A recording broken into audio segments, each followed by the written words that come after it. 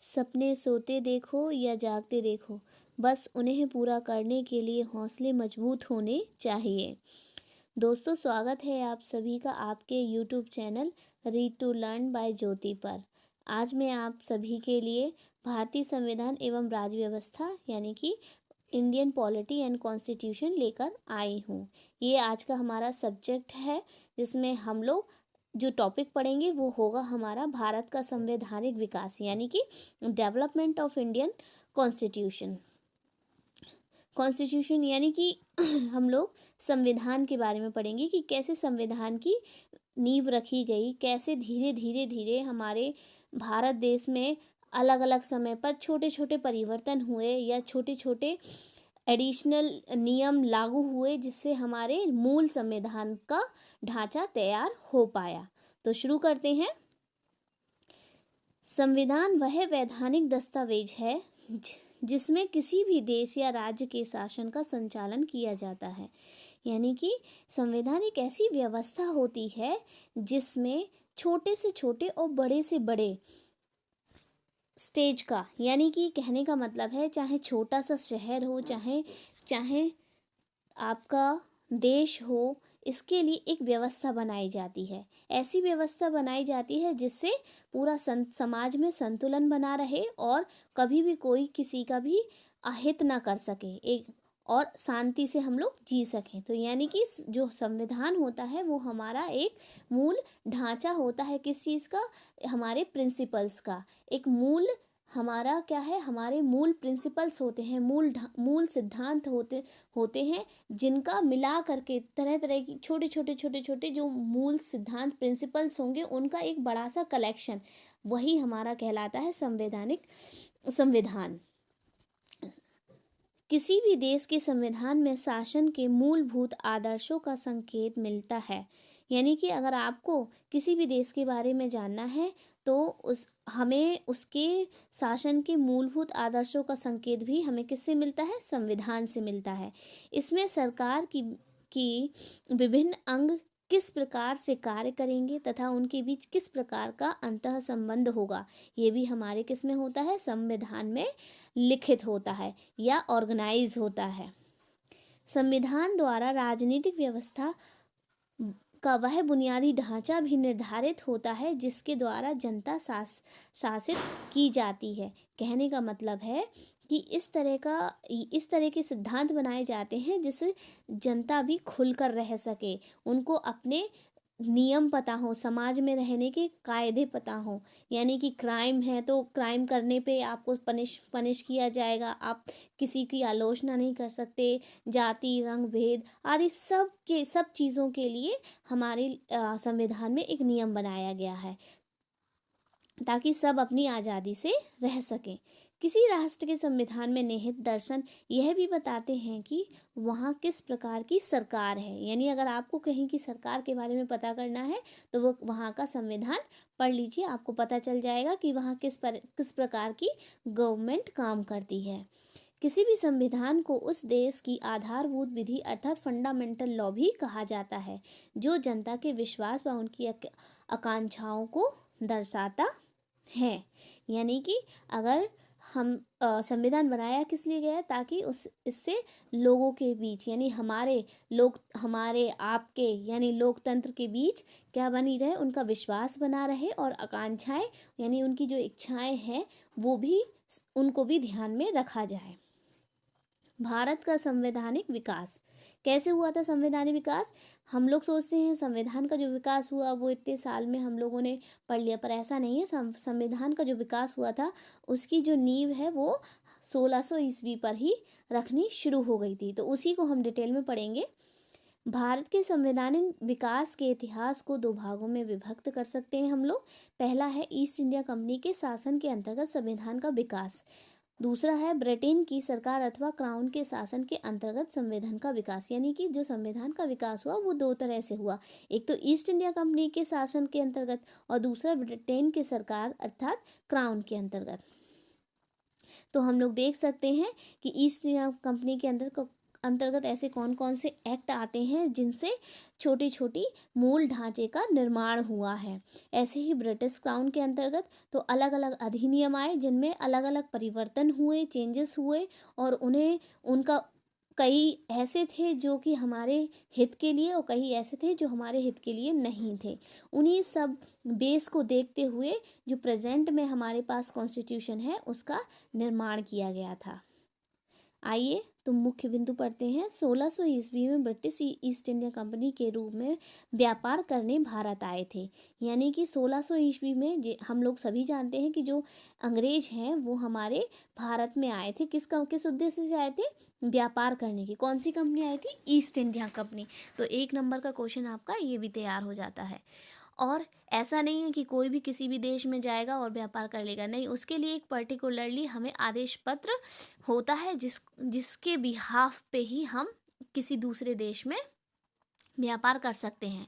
तो वहाँ की जो ब्रिटेन की महारानी एलिजाबेथ प्रथम थी, उन्होंने चार्टर द्वारा अंग्रेजों को भारत में व्यापार करने की विस्तृत अधिकार प्राप्त करवा दिए थे। ईस्ट इंडिया कंपनी का जब तक शासन रहा, ब्रिटेन की संसद अनेक कानून अथवा आदेश पत्र जारी करके कंपनी के शासन पर नियंत्रण रखती थी। ये कुछ मुख्य बिंदु हैं जो आपके क्वेश्चंस में आ सकते हैं। 1773 का रेगुलेटिंग एक्ट।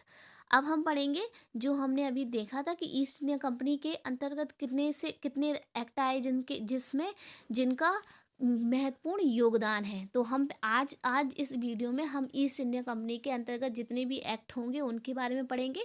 फिर नेक्स्ट वीडियो में हम ब्रिटिश क्राउन के अंतर्गत जितने भी अधिनियम हैं उनको पढ़ेंगे।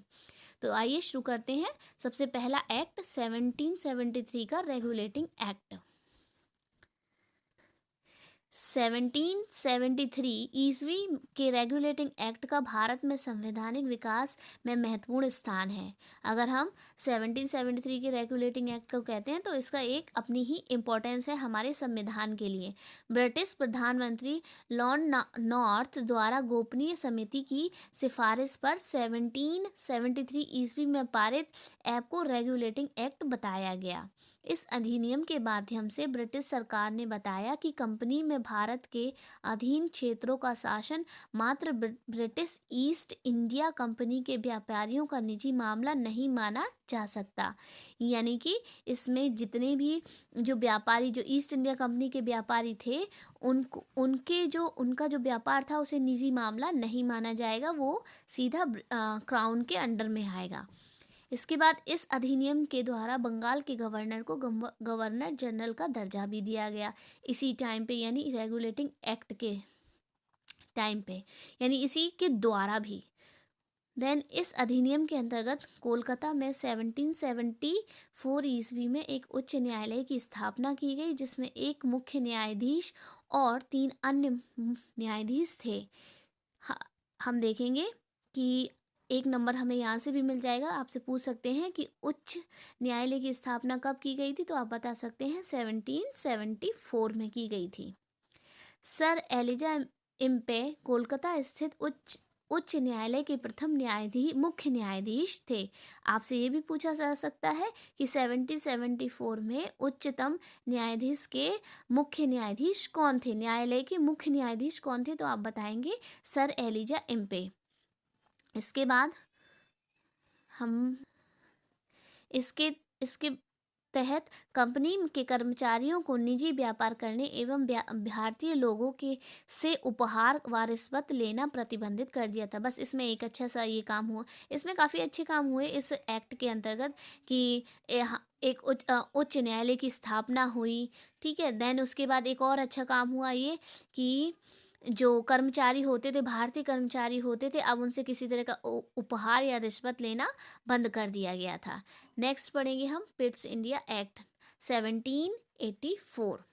यह अधिनियम कंपनी द्वारा कब्जा किए गए भारतीय राज्य क्षेत्रों पर ब्रिटिश राज के स्वामित्व के दावे का पहला वैधानिक दस्तावेज था। यानी यही वो एक्ट था जिसमें भारतीय राज्य क्षेत्रों पर अंग्रेजों ने अपना कब्जा किया और उसे उन्होंने क्या वैधानिक यानी कि एक तरह से जो वैधानिक होता है, यानी कि उस पे अप्रूवल दे दिया कि ये चीज़ सही है, यानी गलत चीज़ को भी उन्होंने बोल दिया कि आपको ये पालन करनी पड़ेगी। इस एक्ट को ब्रिटिश संसद में तत्कालीन प्रधानमंत्री विलियम पिट द्वारा प्रस्तुत किया गया था। यानी जो ये पिट्स इंडिया एक्ट है, इसे किसके द्वारा अ, प्रस्तुत किया गया था, तो आप बता सकते हैं विलियम पिट के द्वारा। और किस सन में, तो आप सन भी बता सकते हैं। राजनीतिक क्रियाकलापों के नियंत्रण एवं पर्यवेक्षण हेतु इंग्लैंड में 16 सदस्य नियंत्रण मंडल की स्थापना की गई थी। इसके आधार पर अब ब्रिटिश भारतीय उपनिवेश के दो शासक थे। एक तो आपका कंपनी का निर्देशक बोर्ड था, दूसरा नियंत्रण मंडल के माध्यम के सम्राट हुआ करते थे। नेक्स्ट है, गवर्नर जनरल की परिषद को भारत में प्रशासन जैसे सैन्य शक्ति, युद्ध संधि, राजस्व एवं देशी रियायतों आदि के अधीक्षण की शक्ति भी प्रदान कर दी गई थी। भारत में कंपनी के अधीन क्षेत्र को पहली बार ब्रिटिश आधिपत्य का क्षेत्र घोषित किया गया था। यानी कि इस एक्ट में कुछ अच्छा नहीं, बस सब कुछ हमसे लिया ही गया था।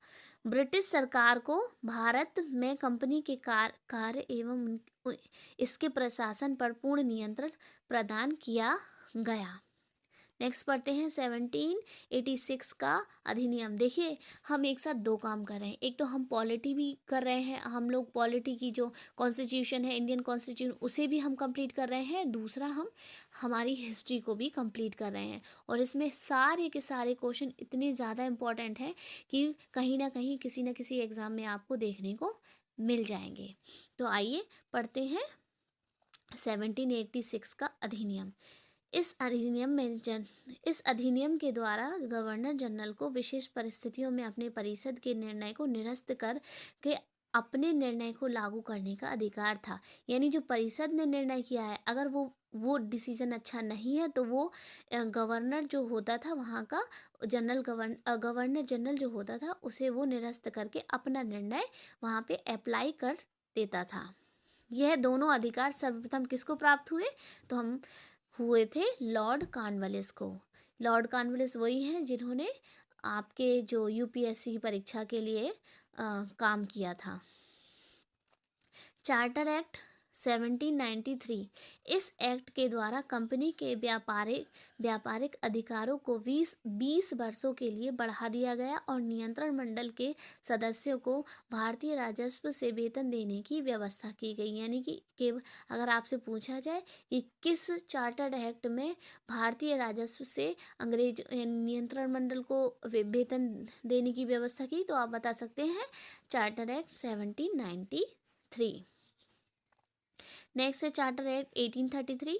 आप बस मेन पॉइंट याद रखिएगा, आपको उनका सन याद हो जाएगा। भारत में कंपनी के व्यापारिक अधिकारों को समाप्त करके कुछ प्रतिबंधों के साथ अंग्रेजों को भारत से व्यापार करने की छूट मिल गई, लेकिन कंपनी का चाय एवं चीन के साथ व्यापार का एकाधिकार हमेशा बना रहा। गवर्नरों तथा प्रधान सेनापतियों की नियुक्ति अगर करनी होती थी, तो हमेशा क्या करना पड़ता था, ब्रिटिश क्राउन की स्वीकृति लेना बहुत ज़्यादा ज़रूरी था, यानी कि अनिवार्य होता था।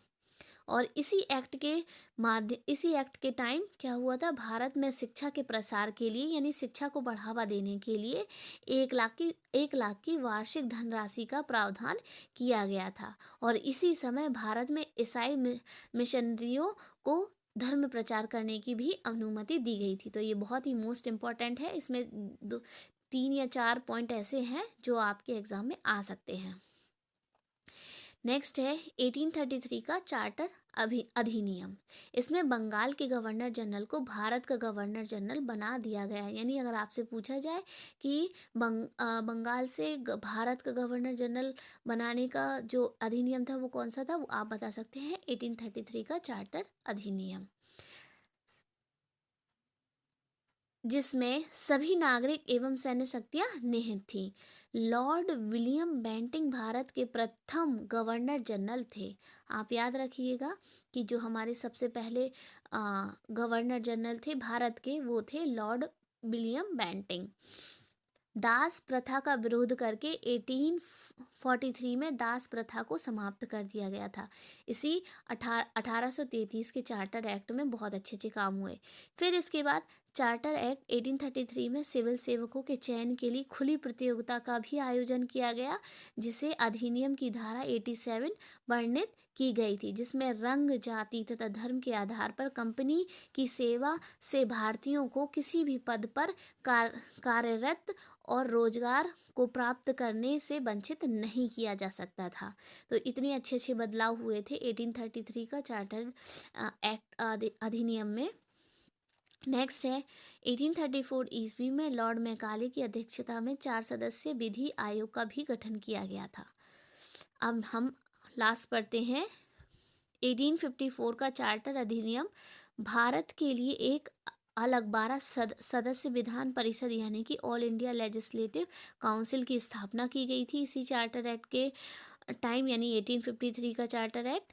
नेक्स्ट, कंपनी के महत्वपूर्ण पदों पर नियुक्ति के लिए सीधी भर्ती के स्थान पर प्रतियोगी परीक्षाओं को आधार बनाया गया, यानी कि को डायरेक्टली जान पहचान से नहीं, आप अगर टैलेंटेड है, आपके अंदर हुनर है, तो आपकी नियुक्ति 100% होती है।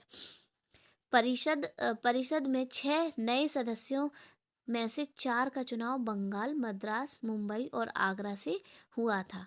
तो दोस्तों, ये तो था हमारा हम कॉन्स्टिट्यूशन की जो विकास हुआ था धीरे धीरे, वो कैसे हुआ था, जिसमें हमने ईस्ट इंडिया कंपनी के अंतर्गत पढ़े थे कि कैसे कौन कौन से एक्ट में क्या क्या विकास होने की संभावनाएं थी, क्या क्या परिवर्तन हुए, क्या क्या प्रिंसिपल यानी कि सिद्धांत आए, जिनके वजह से कुछ अच्छा भी हुआ और कुछ हमारे हित का था और कुछ हमारे हित का नहीं था, कुछ अहित भी था।